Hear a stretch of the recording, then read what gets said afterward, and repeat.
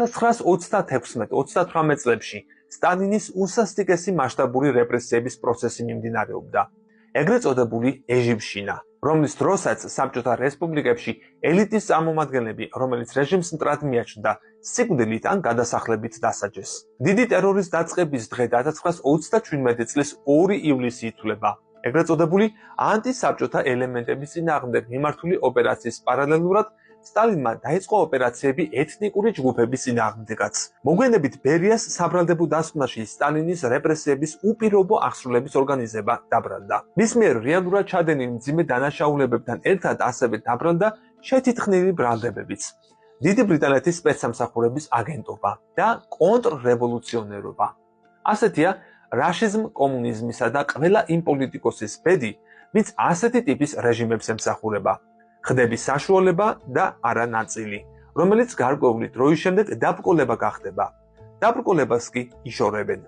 რას წერს ბერიაზე ჟურნალისტი, პუბლიცისტი და სამხედრო ისტორიკოსი ლევან დოვრიძე, წიგნის ქართველი გენერლების ავტორი.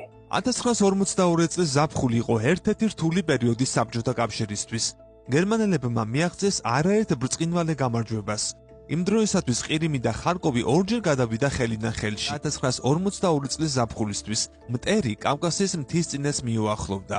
მდგომარეობა იმდენად სახიფათო იყო, რომ მტერს ფაქტობრივად შეეძლო რამდენიმე დღეში დაეპყრო საქართველო. სტალინი იბარებს ბერიას და აძლევს ბრძანებას, უზრუნველყოს იყოს კავკასიის დაცვა. ბერიას მიუბრუნდა და რუსულ ენაზე უთხრა: შენს სამშობლოს დღე-დღეზე აიღებს ჰიტლერი.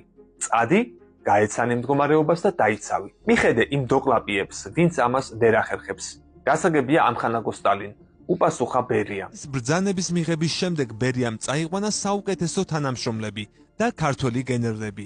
ისინი მოსკოვიდან თვითმფრინავით წრიული მარშრუტით გაფრინდნენ, რადგან გერმანელები უკვე განლაგებული იყვნენ ჩრდილოეთ კავკასიაში. კანდიდ ჩარკვიანი იხსენებდა: საგანგებო დავალებები რომ მივიღეთ, ბერია 4 დღით გაუჩინარდა. სვანეთში იყო ასული და იქაურ მოსახლეობას ხვდებოდა. ბერიამ მთელი სვანეთის მოსახლეობის მობილიზება განახორციელა და სვანებმა ღირსეულად დაიცვეს თავისი სამშობლო.